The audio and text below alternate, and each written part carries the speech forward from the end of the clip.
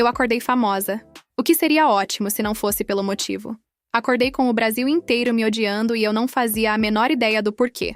Eu acordei com o barulho do ventilador de teto rangendo, aquele estalo seco que ele dava sempre que a hélice pegava um pouco de velocidade no calor sufocante de Cuiabá.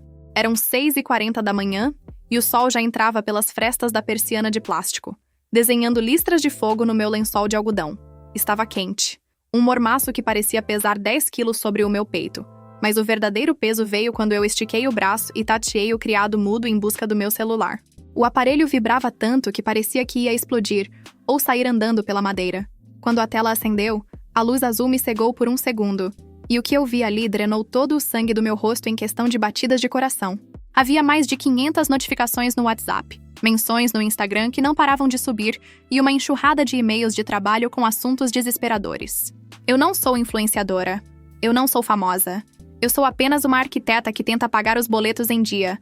Mas naquela manhã de terça-feira, o Brasil inteiro sabia o meu nome, o meu endereço, e aparentemente, todos eles tinham um motivo para querer a minha cabeça em uma bandeja de prata. Minhas mãos começaram a tremer de um jeito que eu mal conseguia desbloquear a tela com a digital. Quando finalmente entrei no Twitter, agora chamado de X, o meu nome de batismo estava nos assuntos mais comentados do país, logo abaixo de uma hashtag que pedia a minha prisão imediata. Eu rolei o feed e vi a minha própria foto, uma selfie que eu tirei no espelho do elevador na semana passada, circulando em perfis de fofoca com milhões de seguidores. A legenda dizia que eu era a principal responsável por um golpe financeiro que tinha deixado milhares de famílias sem as economias de uma vida inteira no interior de Minas Gerais. Eu nunca nem tinha pisado naquela cidade. O suor que escorria pela minha nuca não era mais por causa do calor de 40 graus do Mato Grosso. Era um frio gélido que subia pela minha espinha. As pessoas nos comentários escreviam coisas horríveis.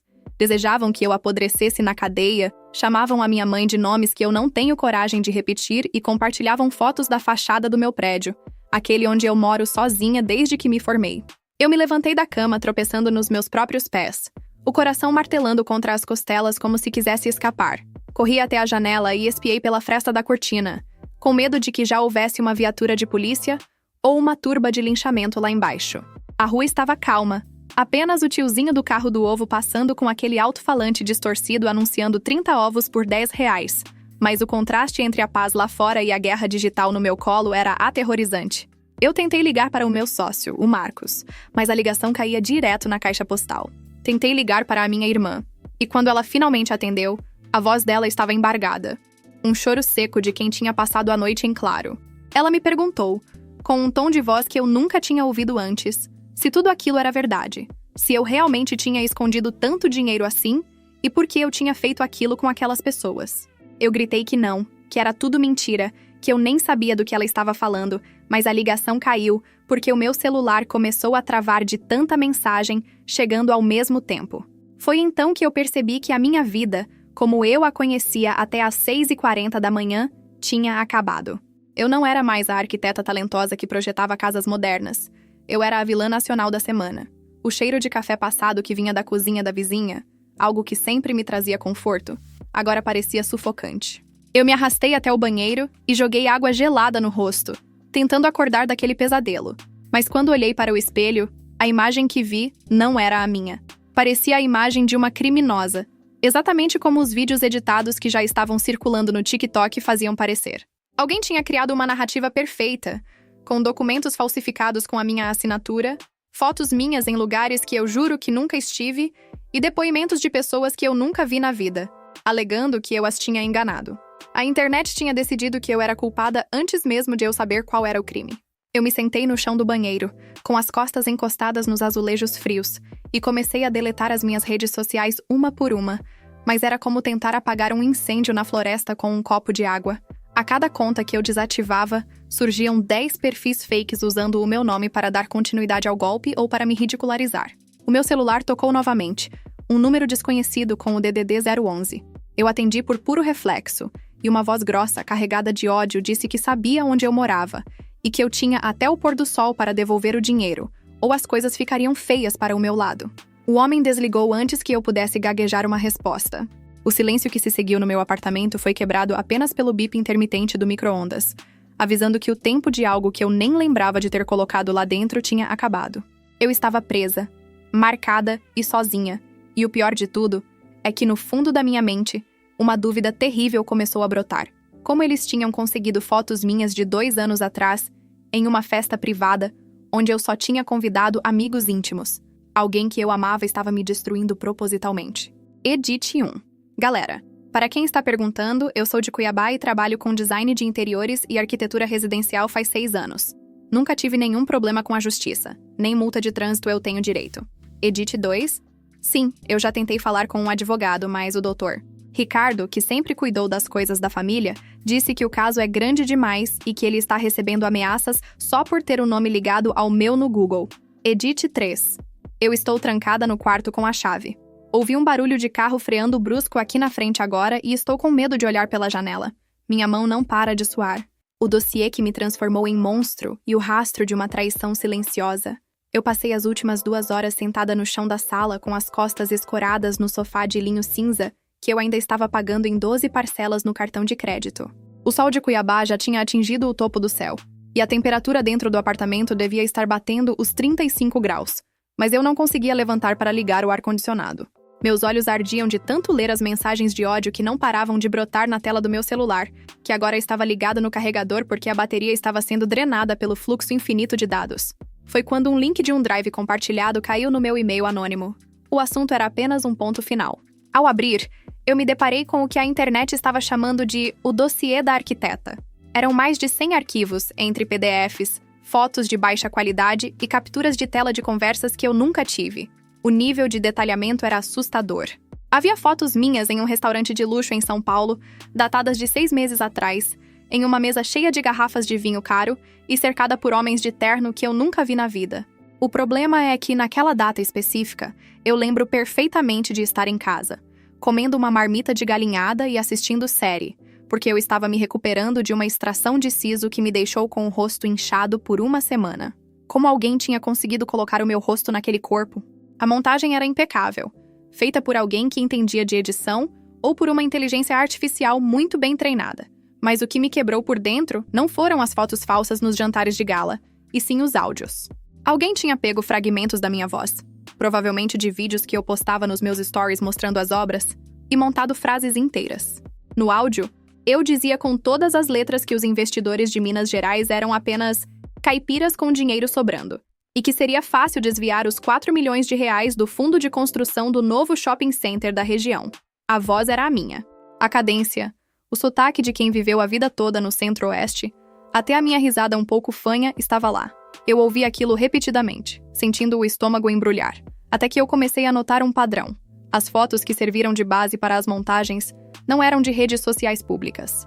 Havia uma foto minha de pijama, com o cabelo bagunçado e uma caneca de café na mão, que eu só tinha enviado para o grupo de WhatsApp da família e para o meu ex-namorado, o Gustavo, no dia em que terminamos, há cerca de 9 meses.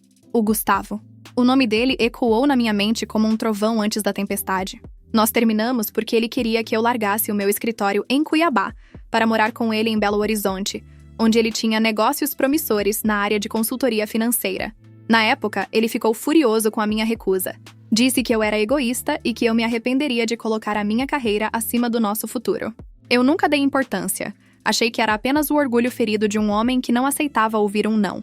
Mas agora, vendo que o golpe envolvia justamente cidades do interior mineiro, as peças do quebra-cabeça começaram a se mover sozinhas, criando uma imagem que eu me recusava a aceitar.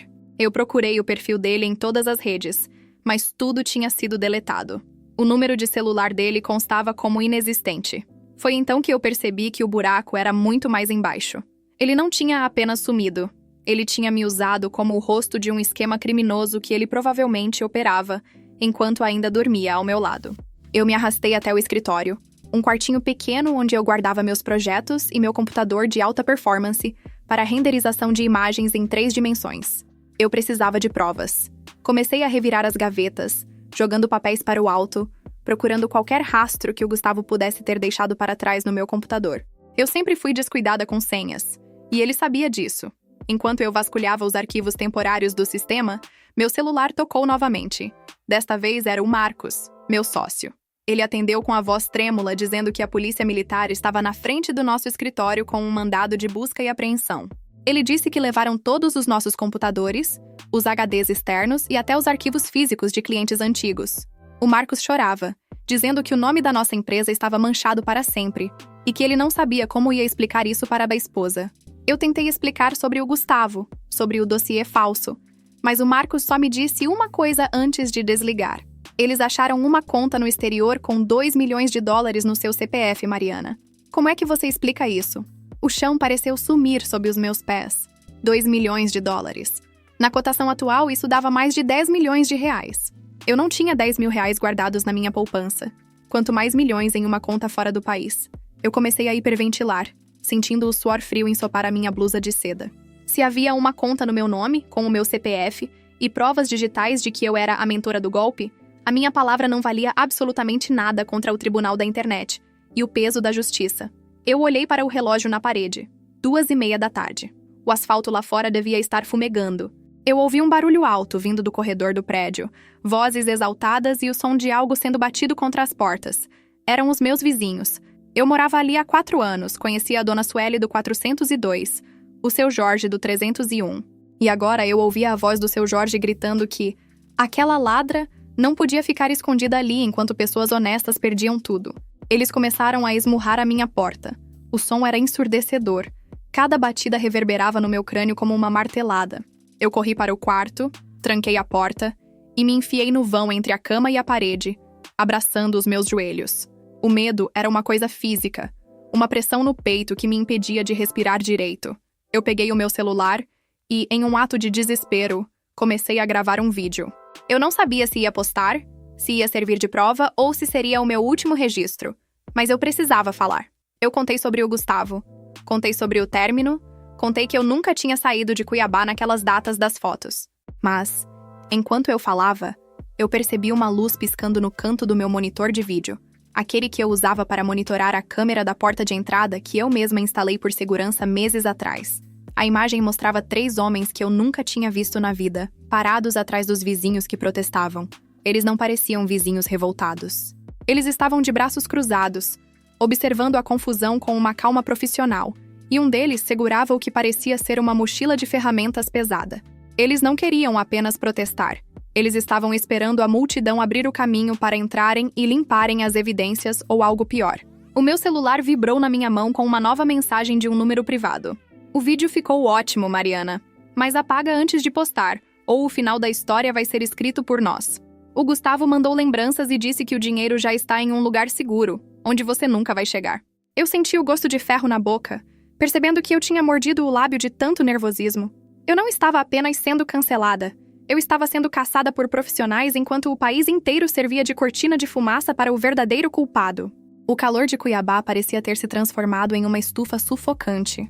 E eu percebi que se eu não saísse daquele apartamento nos próximos 10 minutos, eu não sairia de lá viva para contar a minha versão da história. Mas como sair se a minha cara estava em todas as telas de celular do Brasil e havia uma tropa de choque de vizinhos e criminosos na minha porta? Edit 1. Pessoal, eu acabei de descobrir que o Gustavo usou fotos minhas de uma viagem que fizemos para a Chapada dos Guimarães para forjar os documentos do tal escritório de fachada em Minas. Ele planejou isso por meses, talvez anos. Edit 2. Alguém me mandou um print de um grupo de Telegram onde estão oferecendo 50 mil reais para quem entregar o meu paradeiro exato. Eu estou apavorada. O pessoal aqui do prédio está tentando derrubar a minha porta de serviço agora. Edit 3. Eu consegui pegar uma mochila com o meu notebook, uns documentos e uma garrafa de água. O barulho de marreta na porta da sala começou. Eu vou ter que tentar sair pela lavanderia, pela janela que dá para o fosso de ventilação. Rezem por mim. Encurralada entre o linchamento virtual e a morte real no fosso de ventilação, o som da marreta golpeando a madeira maciça da minha porta da frente ecoava pelo apartamento como se fosse dentro do meu próprio crânio. Cada impacto fazia os quadros de arquitetura que eu tanto me orgulhava de ter pendurado vibrarem. Até que o primeiro deles, um esboço técnico do Museu de Arte de São Paulo, despencou e o vidro se estilhaçou no chão. O barulho de vidro quebrado pareceu um sinal de largada para o meu desespero. Eu não tinha mais tempo para chorar ou para tentar entender como o Gustavo, o homem que um dia disse que me amava enquanto dividíamos uma pizza de baixo custo no sofá, tinha se transformado no arquiteto da minha destruição. Eu precisava agir. O calor dentro daquele apartamento estava insuportável. O ar-condicionado desligado e o mormaço de Cuiabá transformando cada cômodo em uma câmara de tortura sensorial. Eu sentia o suor escorrer por entre os meus seios, ensopando a minha camiseta. E as minhas mãos estavam tão úmidas que eu quase derrubei a mochila que tinha preparado às pressas. Eu me arrastei até a lavanderia, o único lugar que ainda não parecia estar sob ataque direto, embora eu pudesse ouvir os gritos da dona Sueli vindos do corredor de serviço, me chamando de vigarista e destruidora de sonhos. O ódio nas vozes deles era palpável. Uma massa disforme alimentada por prints de WhatsApp e vídeos editados que eles consumiram freneticamente nas últimas 6 horas. Abri a pequena janela basculante que dava para o fosso de ventilação do prédio. Era um espaço estreito, escuro e com um cheiro forte de gordura acumulada e concreto velho. Olhei para baixo e senti o estômago dar um solavanco. Eram 4 andares até o térreo, onde ficava a área dos lixos. Não havia escada de incêndio. Apenas uma tubulação de metal galvanizado que subia rente à parede e uns suportes de ferro que serviam para os técnicos de manutenção de ar-condicionado. Se eu escorregasse ali, eu não seria julgada pela internet. Eu seria apenas uma mancha no asfalto quente do pátio interno. Mas o estrondo da porta da sala cedendo me tirou qualquer opção de escolha. Eu ouvi o som da madeira rachando completamente e o grito triunfante da multidão invadindo a minha privacidade. Entre os gritos de "Cadê ela?" e o som de móveis sendo revirados, eu ouvi passos pesados e calmos, calçados com botas que faziam um barulho seco, bem diferente dos chinelos de dedo dos meus vizinhos. Eram os homens do Telegram, os profissionais. Sem pensar mais, eu me joguei para fora da janela, agarrando a tubulação de metal com uma força que eu nem sabia que possuía. O metal estava quente, quase queimando a palma das minhas mãos, e a textura áspera da parede de chapisco arranhou os meus braços imediatamente. Eu desci 1 metro, 2 metros, sentindo o peso da mochila puxar o meu corpo para trás, para o abismo. Meus pés tateavam o vazio até encontrarem a borda de um motor de ar-condicionado do andar de baixo. Eu me encolhi ali, no escuro do fosso, enquanto a luz da minha lavanderia era invadida por lanternas potentes. Pude ouvir de onde eu estava a voz de um dos homens. Ele não gritava. Ele falava de forma baixa, quase monótona, num tom de voz que me gelou mais do que qualquer ameaça de morte. Ele disse para alguém no rádio: "Ela não está aqui." Deixou o celular ligado na mesa da cozinha. A porta da lavanderia está aberta. Ela pulou. Houve um silêncio de poucos segundos que pareceram horas, e então o som de algo pesado sendo jogado contra a parede. Eu estava ali, a menos de 3 metros de distância, separada apenas por uma parede fina e pela escuridão do fosso, rezando para que o meu próprio coração, que batia como um tambor de escola de samba, não me entregasse. O cheiro de poeira e o calor sufocante me faziam querer tossir, mas eu mordi a gola da minha camiseta até sentir o gosto das fibras de algodão na língua. Eu vi, através de uma fresta, a sombra de um deles debruçada na janela da lavanderia, iluminando o fosso com uma lanterna tática. A luz passou a centímetros da minha cabeça, iluminando as teias de aranha e a ferrugem dos canos. "Vê se tem corpo lá embaixo", o homem ordenou. Eu segurei a respiração até sentir os meus pulmões queimarem. A luz da lanterna varreu o fundo do fosso, onde os sacos de lixo estavam acumulados, e depois subiu lentamente. Eu me achatei contra a parede, tentando me tornar parte do concreto. Por algum milagre, ele não olhou para cima, para o suporte onde eu estava agachada. Ele recolheu a lanterna e eu ouvi o som de passos se afastando. Eles achavam que eu tinha descido tudo ou que, talvez, eu tivesse conseguido entrar em outro apartamento. Eu aproveitei aquele momento de hesitação deles para continuar a minha descida suicida. Minhas pernas tremiam tanto que eu quase perdi o apoio 3 vezes. Quando meus pés finalmente tocaram o solo de brita do pátio interno, eu não senti alívio, apenas uma urgência animal. Eu estava imunda, com os braços sangrando e o cabelo cheio de teias de aranha, mas eu estava viva. Saí pelos fundos, pela área de descarga de mercadorias, passando por um portão que costumava ficar apenas encostado durante o dia. A rua lateral estava deserta, mas eu podia ouvir o burburinho vindo da frente do prédio, onde uma pequena multidão ainda se aglomerava, filmando a fachada com seus celulares, esperando o momento em que a criminosa seria escoltada pela polícia. Mal sabiam eles que a polícia nem tinha chegado ainda para me proteger, apenas para me investigar. Eu comecei a andar rápido, tentando não correr para não chamar atenção. O asfalto estava tão quente que eu sentia o calor atravessar a sola do meu tênis. Cada pessoa que passava por mim parecia um inimigo em potencial. Cada vez que alguém olhava para o celular e depois olhava para a rua, eu sentia que o reconhecimento era iminente. Entrei em um boteco de esquina, daqueles com azulejos azuis encardidos e um ventilador de mesa que apenas empurrava o ar quente de um lado para o outro. Pedi uma garrafa de água com a voz falha. O dono do bar, um senhor de boné com a estampa de um time local, olhou para mim por cima dos óculos. Ele estava com a televisão ligada em um canal de notícias local. A minha foto estava lá, ocupando metade da tela, com uma tarja vermelha escrita "Procurada, o golpe da arquiteta". Ele olhou para a TV, olhou para mim, e o meu mundo parou. Eu vi o reconhecimento brilhar nos olhos dele. Eu vi a mão dele se mover lentamente em direção ao telefone que ficava sobre o balcão, ao lado de um pote de conservas de ovo de codorna. "A senhora está bem?" Ele perguntou com uma voz que tentava parecer amigável, mas que carregava a atenção de quem sabia que estava diante de 10 milhões de reais em recompensa social. Eu não respondi. Joguei uma nota de 10 reais no balcão. Peguei a água e saí em disparada, ouvindo ele gritar: "Ei, moça! Espera aí!" Eu dobrei a esquina e entrei em um beco estreito, o coração batendo na garganta. Eu precisava de um lugar para me esconder, mas em um mundo onde cada pessoa tem uma câmera e uma conexão direta com o tribunal do linchamento, não existe esconderijo seguro. Eu abri a minha mochila e tirei o meu notebook. Eu precisava acessar a rede de um jeito que não pudesse ser rastreada imediatamente. Eu precisava de respostas sobre aquela conta no exterior. Foi quando eu percebi, ao abrir uma pasta oculta que o Gustavo tinha deixado esquecida no meu backup de nuvem, que o golpe não era apenas sobre dinheiro. Havia fotos de outras mulheres, em outras cidades, todas arquitetas, todas loiras como eu, todas com o mesmo perfil. Eu não era a primeira vítima do Gustavo, e se as datas nos arquivos estivessem corretas, as outras não tinham tido a mesma sorte de acordar a tempo de fugir. O que eu vi naquelas pastas fez o meu sangue congelar mais do que qualquer ameaça. Eram certificados de óbito. O Gustavo não roubava apenas o dinheiro e a reputação. Ele apagava as testemunhas quando o ciclo se fechava. E o meu ciclo estava previsto para terminar hoje, ao pôr do sol. Edit 1. Galera, eu consegui acessar uma rede Wi-Fi aberta de uma padaria aqui perto. O que eu descobri é muito pior do que eu imaginava. O Gustavo não está sozinho.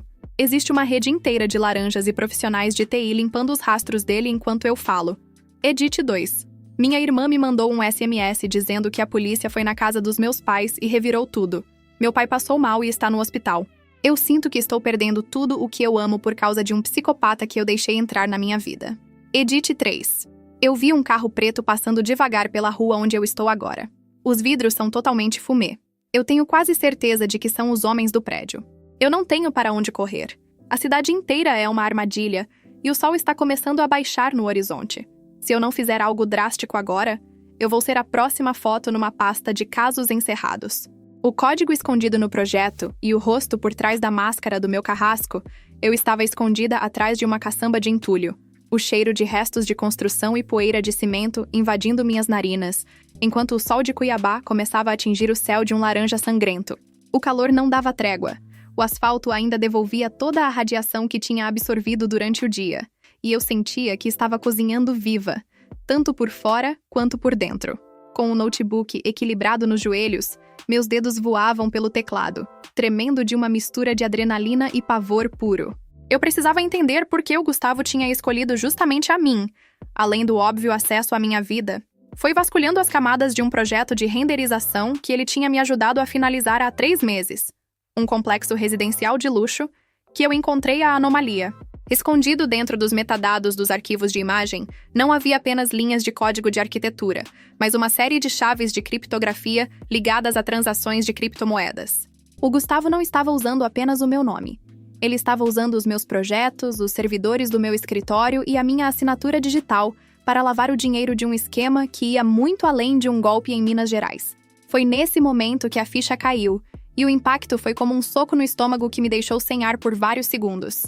Aquela conta com 2 milhões de dólares no meu nome não era apenas para me incriminar.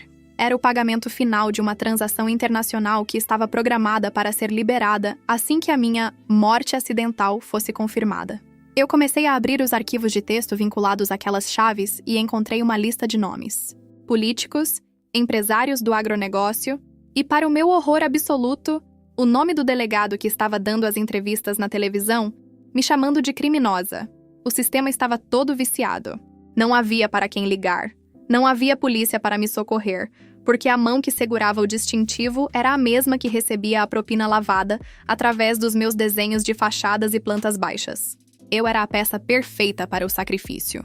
Uma arquiteta jovem, bem-sucedida, sem antecedentes, que podia ser facilmente descartada enquanto o dinheiro sumia no éter digital.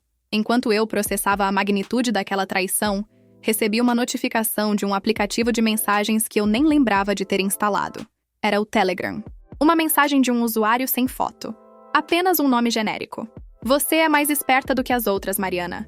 Elas não costumavam sair pelo fosso de ventilação. Mas o seu tempo acabou. Olha para o outro lado da rua. Meu pescoço girou quase automaticamente. Do outro lado da avenida larga, parados em frente a uma farmácia 24 horas, estavam os 3 homens do meu prédio. O que parecia ser o líder, um sujeito de terno cinza que parecia ignorar completamente o calor de 40 graus. Segurava um celular e olhava diretamente para a caçamba onde eu estava. Ele não correu, ele não gritou. Ele apenas deu um passo em direção à faixa de pedestres com a calma de quem sabe que a presa não tem para onde fugir. O pânico tentou me paralisar, mas o ódio foi mais forte. Eu fechei o notebook, joguei na mochila e corri. Corri como se a minha vida dependesse de cada centímetro de asfalto que eu deixava para trás. E dependia. Eu entrei em um shopping popular, um daqueles centros de compras cheios de boxes que vendem de tudo, desde capinha de celular até eletrônicos contrabandeados. O lugar estava lotado, o som de música alta e o burburinho das pessoas tentando aproveitar as promoções de fim de dia criavam uma cacofonia que pela primeira vez me deu esperança. Ali, em meio ao caos, eu era apenas mais uma pessoa suada e apressada. Eu entrei em um corredor estreito de assistência técnica e vi um garoto, não devia ter mais de 18 anos, mexendo em uma placa de circuito com um ferro de solda. Eu joguei o meu notebook no balcão dele e, com a voz embargada, disse que precisava que ele espelhasse aquele drive em 20 servidores diferentes em menos de 5 minutos. Ele me olhou como se eu fosse louca. Mas quando eu tirei o meu relógio de ouro, um presente de formatura do meu pai, e coloquei na frente dele, os olhos dele brilharam. Faz isso agora e não pergunta nada. Se eu não sair viva daqui, garanta que esse link chegue na imprensa internacional. Não na daqui, na de fora. Eu implorei. Enquanto ele trabalhava com uma velocidade impressionante, eu me escondi atrás de uma pilha de caixas de roteadores. Pelo reflexo do espelho de uma loja de maquiagem vizinha, eu vi os homens entrarem no shopping. Eles se espalharam com uma precisão militar. O homem do terno cinza falava ao microfone escondido no punho da camisa. Eles não estavam ali para me prender. Eles estavam ali para me silenciar antes que o upload terminasse. Eu vi o garoto do balcão suar frio enquanto a barra de progresso na tela do notebook subia lentamente. 80%. 85%. O mundo parecia ter entrado em câmera lenta. O cheiro de eletrônico queimado e perfume barato do shopping me dava náuseas. Foi então que eu vi a peça que faltava no quebra-cabeça. No fundo do corredor, encostado em uma coluna de sustentação, estava o Gustavo. Ele não parecia um vilão de filme. Ele estava com a mesma camisa de linho azul que eu dei para ele no Natal passado. Ele sorria, mas não era o sorriso que eu conhecia. Era um sorriso vazio, de alguém que já tinha se despedido da própria humanidade há muito tempo. Ele me viu. Ele não apontou uma arma. Ele apenas levantou o celular e me mostrou a tela. Era uma imagem ao vivo da sala de espera do hospital, onde o meu pai estava internado. Havia um homem sentado ao lado da minha mãe, um homem que parecia estar apenas lendo um jornal, mas eu sabia o que aquilo significava. Um movimento errado meu, e a minha família pagaria o preço pela minha descoberta. O Gustavo caminhou lentamente na minha direção, o som dos seus sapatos de couro estalando no chão de granito, enquanto o garoto da assistência técnica gritava, quase em um sussurro: "Terminou! Está na rede!" Eu olhei para o Gustavo, olhei para o garoto e olhei para a saída de emergência. O suspense que tinha me corroído o dia inteiro se transformou em uma clareza absoluta e fria. Ele achava que tinha todas as cartas, mas ele esqueceu de um detalhe fundamental sobre mim. Eu sou uma arquiteta. Eu sei como as estruturas funcionam e, mais importante, eu sei onde elas são mais frágeis. Eu não ia apenas fugir, eu ia derrubar o prédio inteiro em cima dele, mesmo que eu estivesse dentro. O sol finalmente se pôs, e as luzes de neon do shopping se acenderam, refletindo no rosto do homem que eu amei, e que agora era o meu maior pesadelo. A quarta parte daquela saga estava terminando com um impasse mortal, mas a verdade estava agora flutuando em milhares de servidores pelo mundo, pronta para ser disparada como uma bala de prata. Edit 1. Eu consegui enviar o link para um jornalista investigativo que mora no exterior. Se eu sumir, as provas de que o delegado e os empresários estão no esquema vão ser publicadas em 1 hora. O Gustavo não sabe disso ainda. Edit 2. Minha mãe acabou de me mandar uma mensagem dizendo que o amigo do Dr. Ricardo, que estava no hospital com ela, foi embora de repente. Acho que o recado chegou onde devia. A pressão está mudando de lado. Edit 3. Eu estou cercada no setor de eletrônicos. O Gustavo está a 10 metros de mim. Ele está tentando negociar, dizendo que pode me tirar do país e que o dinheiro é meu se eu apagar os arquivos. Ele não entendeu que eu não quero o dinheiro. Eu quero a minha vida de volta.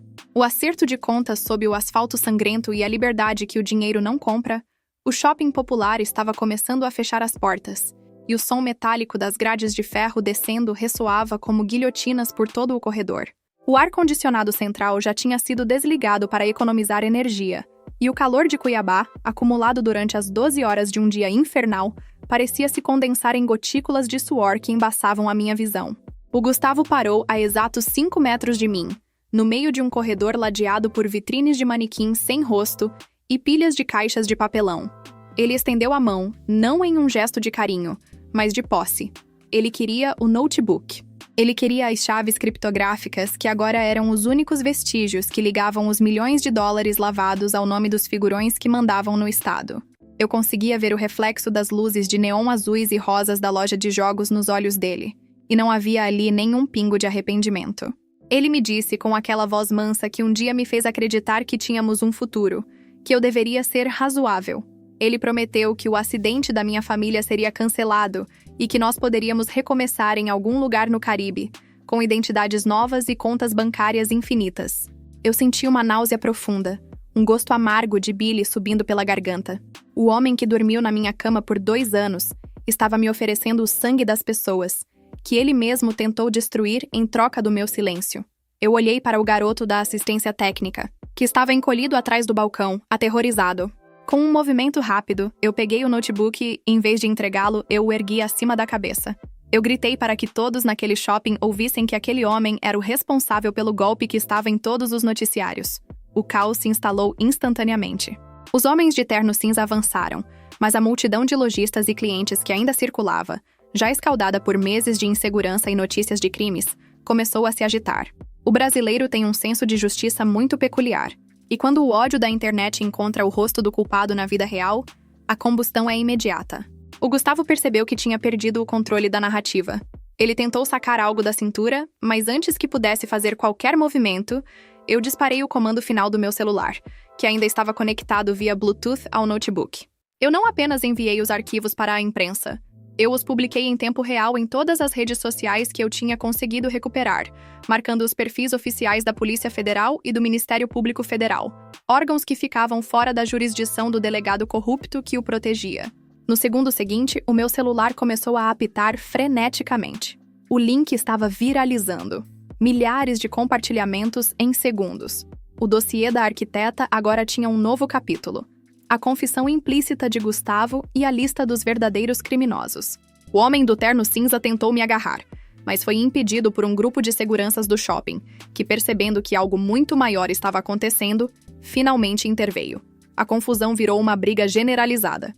Eu aproveitei o tumulto e corri para a saída lateral que dava para o estacionamento descoberto. O ar da noite cuiabana me atingiu como um bafo de dragão, mas eu continuei correndo até o asfalto quente da calçada.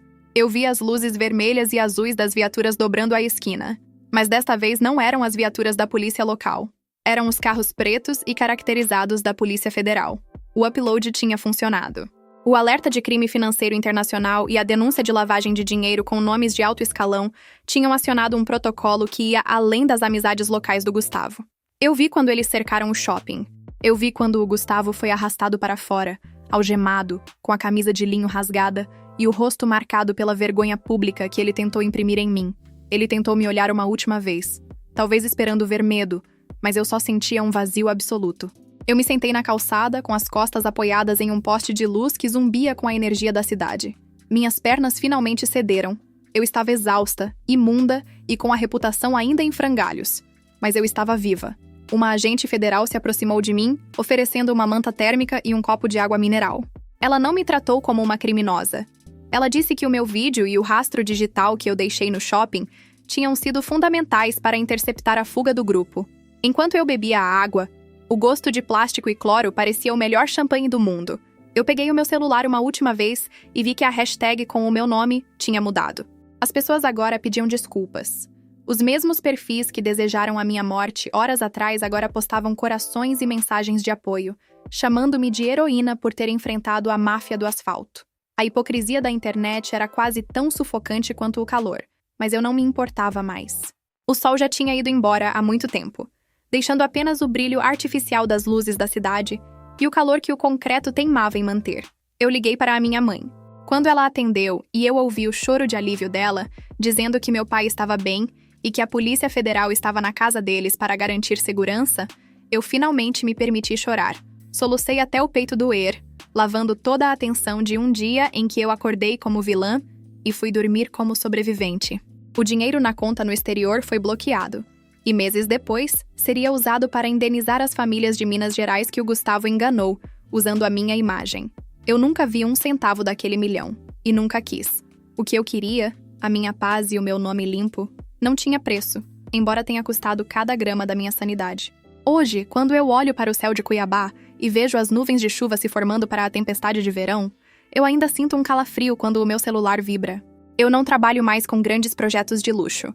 Prefiro a escala humana das casas populares e das reformas simples, onde eu conheço cada cliente pelo nome e aperto a mão de cada um deles. O Gustavo está cumprindo uma pena de 30 anos em um presídio de segurança máxima e o delegado corrupto caiu logo em seguida. A cicatriz no meu braço, feita pelo cano galvanizado do fosso de ventilação, ainda está lá.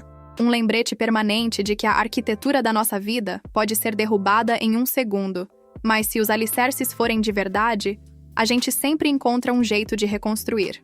Eu limpei o suor da testa, fechei a porta do meu novo e pequeno escritório e caminhei em direção ao meu carro, sentindo o primeiro pingo da chuva de verão atingir o asfalto quente e subir aquele cheiro de terra molhada que, finalmente, cheirava a liberdade. Edit 1. Para quem perguntou sobre o processo de danos morais, sim, eu processei as principais plataformas e os perfis de fofoca que espalharam as fake news sem checar. O valor vai todo para uma ONG que ajuda vítimas de estelionato sentimental e crimes cibernéticos. Edit 2. Eu e o Marcos fechamos aquele escritório antigo. Ele decidiu mudar de ramo, mas ainda somos amigos. Às vezes a gente toma uma cerveja no centro e ri do absurdo que foi aquele dia, embora a gente ainda olhe por cima do ombro de vez em quando. Edit 3. Eu mudei de celular e hoje só uso redes sociais para trabalho, com comentários fechados. A lição mais importante que eu aprendi é que a internet é um tribunal sem juiz, onde a sentença sai antes do crime. Protejam seus dados e, mais importante, protejam quem vocês deixam entrar na sua casa.